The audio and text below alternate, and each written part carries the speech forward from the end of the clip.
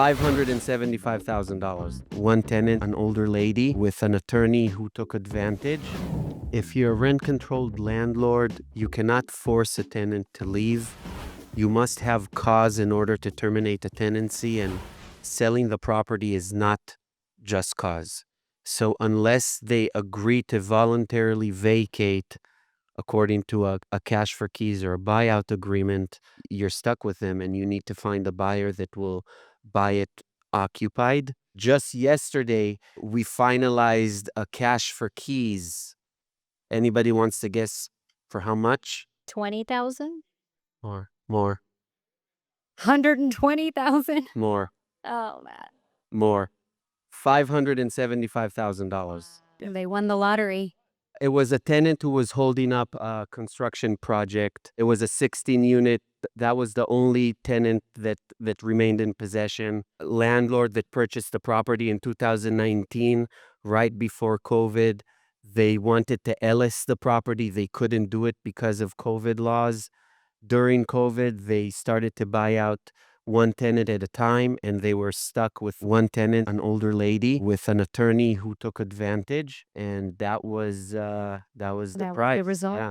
People ask me, what are the current cap rates? What are the current price per units in the area?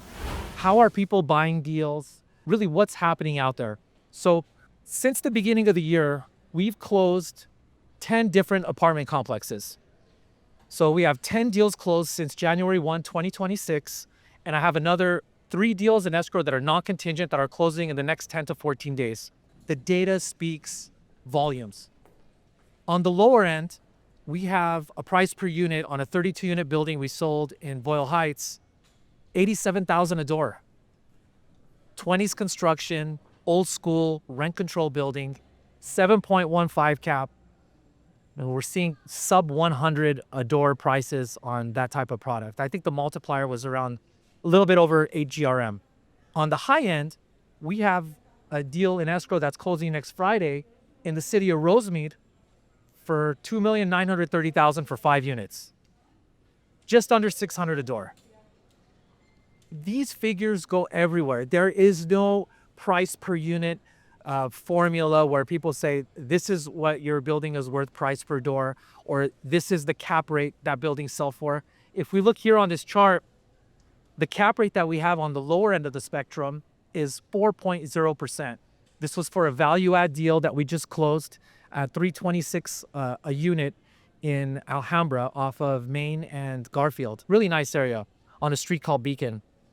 But it was a 4 cap from a very qualified buyer that's owned multiple buildings. They got a loan from Cathay Bank. They got the deal done. But on the lower end, that's the 4 cap. We have another deal closing next week in Huntington Park for a small 6 unit, and that's a 7.5 cap. So the cap rates are varying all throughout. A 20 unit that we sold in Whittier, $292 a unit. That's a big number. $292 a unit for an early 70s building. That one sold at slightly over a 5% cap rate. So we look at these deals, there's no real formula where you could kind of, off the cuff say, oh yeah, your building, where is it? That's $250 a door. It's $300 a door. There's so many things that go into play on each particular building. The location. I've sold buildings where you're in a fantastic location, but around the corner, it looks like South Central. That gap in one block makes a big difference on the sales price. So all those things are taking into account the characteristics of the property. So from these 13 deals, 11 of these buildings were listings of mine. 2 of them I represented only the buyers. From the 13 deals, 9 of them were all cash. It's insane. I've never seen those type of metrics in my life. Before, I would say over the last 20 years, less than 20% of the deals we sold were cash. The 2 highest sales in here are a 20 unit in Whittier that we sold at $5,850,000, and then another 16 unit that we have closing in the San Gabriel Valley next week at a hair under $5.4 million. 5.8 and 5.4 million. Both of those first-time buyers. They've never bought an apartment building ever in their life. They owe 0 experience. The market still has a lot of activity, but we are seeing a lot of people getting out. What did these people do when they sold their buildings? Some of them have stepped up in basis, some of them didn't. 10 out of the 13 cashed out. I don't think it's pretty, but they did it. They wanted nothing to do anymore with their apartments. So 10 were completely out. One of them went into a DST, a Delaware Statutory Trust, and two of the people got into different product types. One of them got into an industrial property, and then the other one a triple net in the East Coast. So this is what is happening right now. This isn't a chart that someone put together that is not in the trenches.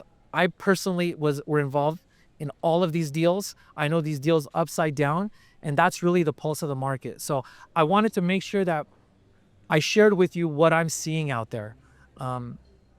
Buildings are being sold, but it's just interesting. There's a lot of cash coming through. One of the buyers that we had that picked up a 30-unit building that we closed on in the San Gabriel Valley, his portfolio consists of 22,000 units.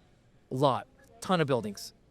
I've been after them to buy something, I mean, since I started selling buildings 20 years ago. He's back in the market. This guy hasn't bought anything for 20 years. He wouldn't even be interested to look at a building. But now they're buying. They just bought a building from me in San Gabriel Valley. They're buying other ones as well. So, you know, there is some speculation that a lot of the large companies are coming in and trying to nudge their way into the mom and pop market. And, you know, all I could say is you really have to pick the position that you want. If you're going to stay in this game, you have to have the knowledge and you have to be ahead of the curve. Residential evictions. Anybody here loves evictions? Anybody here filed an eviction before? I see a lot of victims. AB 246, Social Security eviction protections. So if a tenant doesn't pay rent and they notify you that it's because their Social Security payment was delayed for whatever reason, guess what? You can't evict them. You need to keep on providing them with housing services. And if you do anything to circumvent that, you'll get sued.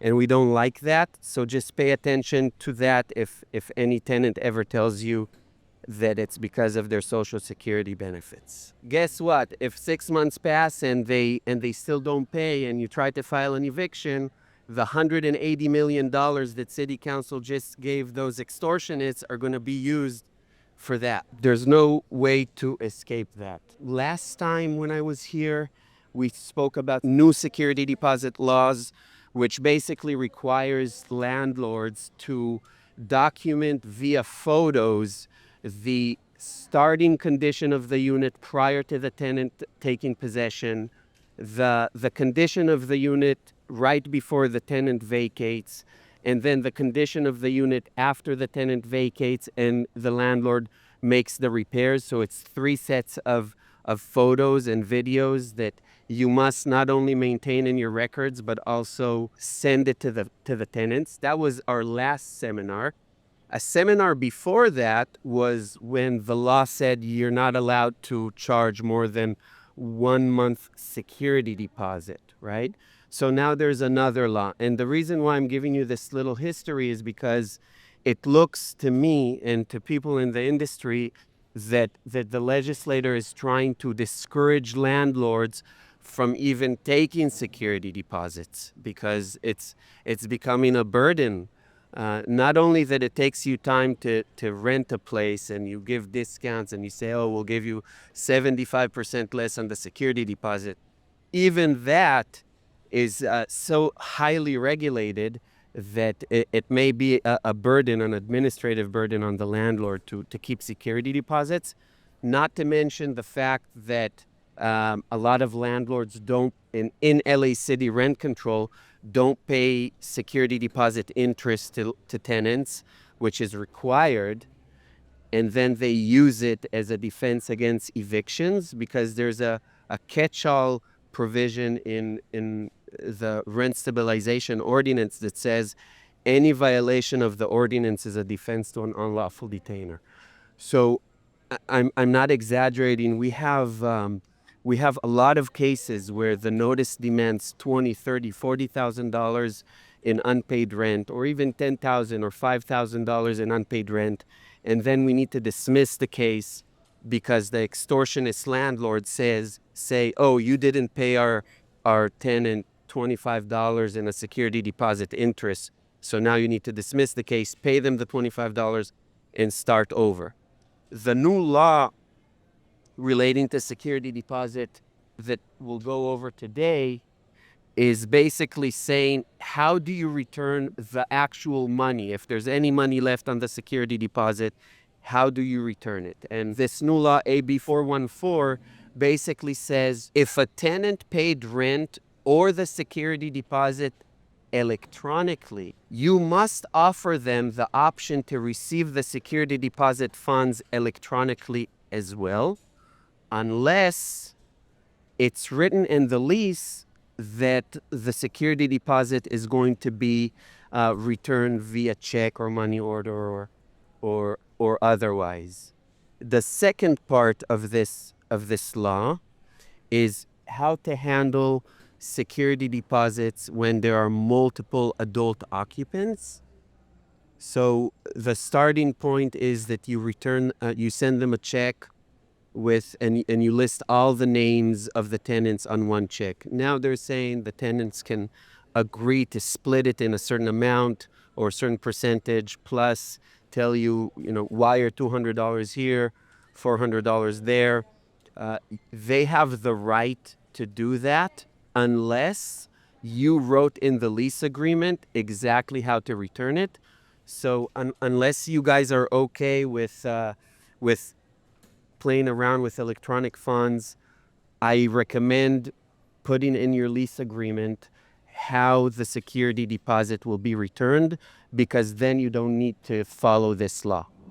We are a big room filled with landlords. We're about to learn together. This means we're getting stronger together.